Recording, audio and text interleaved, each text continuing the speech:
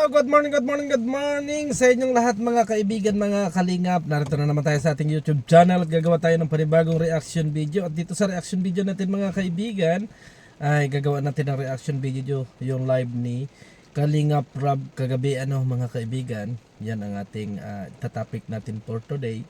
Pero bago yan ay shoutout muna kay Kuya Bal Santos Matubang, Kalingap Rob and Ate Edna. At ganoon din po dito kay Gisa Bicolana, Ate B Considerate and Ma'am Misty Kayon. So, ito na mga kaibigan, dumako na tayo sa ating pag-uusapan. Kasi nga doon sa live ni Kalingap Rob mga kaibigan ay ang napag-usapan doon ay about kay Carla. Yan. At para sa akin, ako ay nababahala kung bakit mayroong nakakapagpa-picture or mayroong nakakapag-picture at nakakapag-send sa ibang sa mga sponsor ng Jom Carl.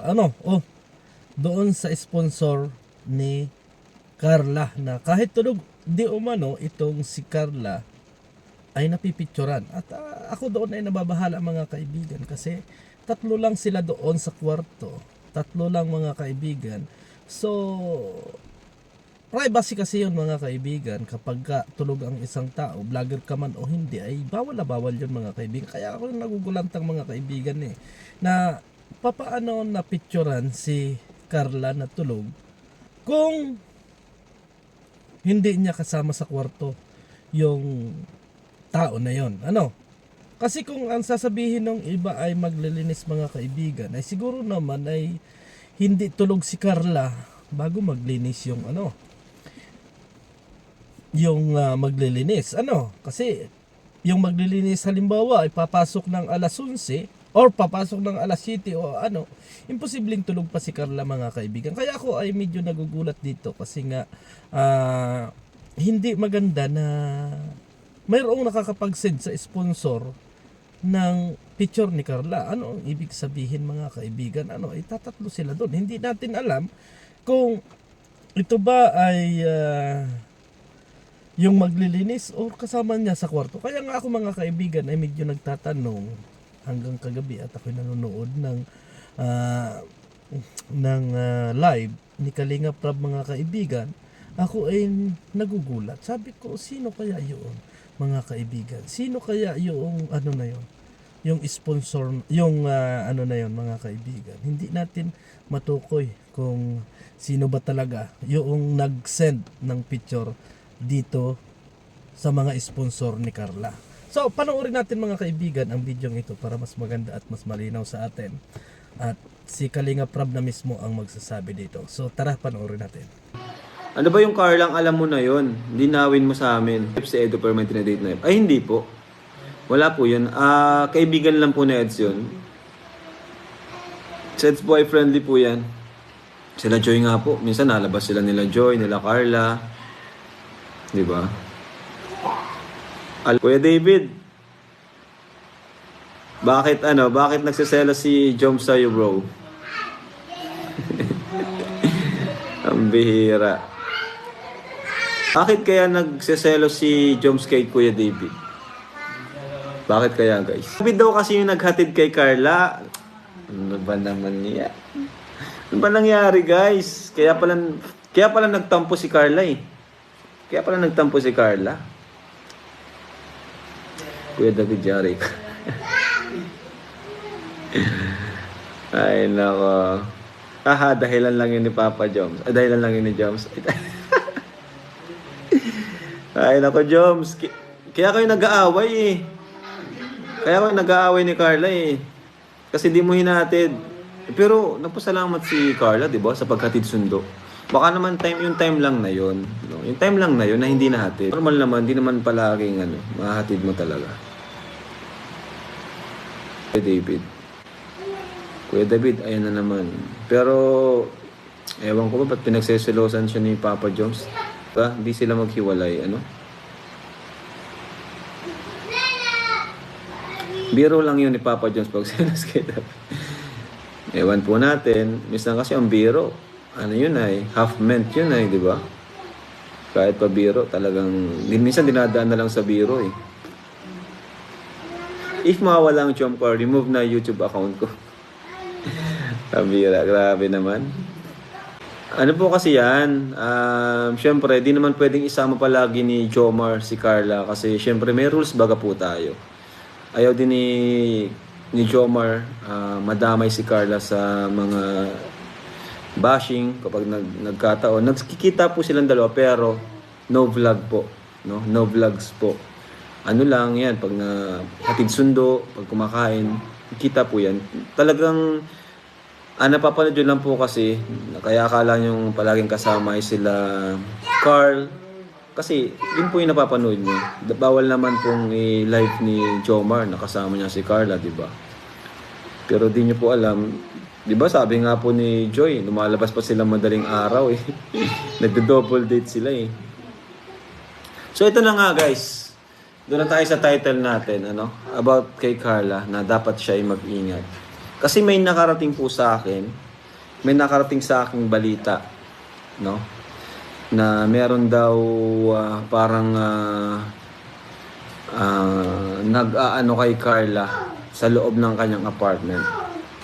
Parang nagnanakaw ng picture, no?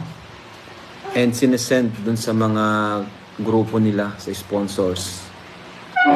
Yun po, medyo delikado po ito.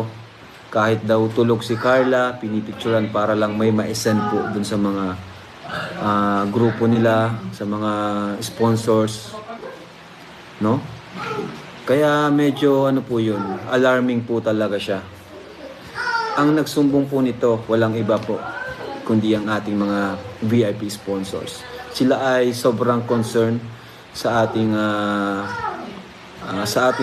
baby Carla, no? Na si Carla ay dapat mag-ingat kasi may nag-stalk sa kanya. Ang sabi daw po ay parang ayokong pangalanan, pero parang naglilinis daw doon sa bahay, no? At parang nagagamit. Ang dating kasi parang nagagamit si Carla. Parang nagagamit si Carla para sa may mga Siyempre, pag nakapag-send ka nga naman ng picture is yung mga sponsor mabibilib sa iyo, ay oo nga, kasama mo si Carla, sige, mapadala ako ng. Yun yung nangyari kay Reyna, Yun yung nangyari kay Reyna ngayon. Nakinuha siya ng mga grupo at minsan nagagamit talaga para makakuha ng mga sponsors. So, ito po yung report sa atin. Report po ito sa atin.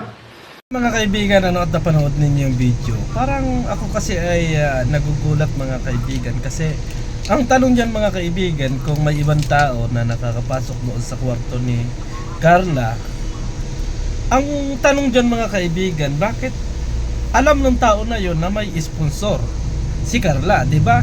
Kasi kalimitan mga kaibigan, ang alam ng mga tao na nasa paligid, as in tinutulungan lang ng Kalingap. Hindi nila alam kung sino yung mga tao na sponsor niyan. Kasi kung totoo man ito, mga kaibigan, ako ay parang hindi talaga sang-ayon na hindi niya kasama sa kwarto. Hindi naman sa inilalagay natin sa masama yung mga nasa kwarto ni Carla mga kaibigan, pero nakakagulat kung talagang totoo ito mga kaibigan. Kasi isipin natin, tulog si Carla, nakakapag-send doon sa VIP sponsor. Diba nakakagulat mga kaibigan? Ang isa pa dito mga kaibigan ay kilala nung naglilinis o yung taong yun, yung sponsor ni Carla. So ito dapat mga kaibigan, mga ganitong style ay hindi dapat blind state. Blind na yun. Yung itinatago yung pangalan nila. Tagalogin na lang natin. Nautal ako mga kaibigan. Tagalogin na lang natin. Name item. Oo. Name drop.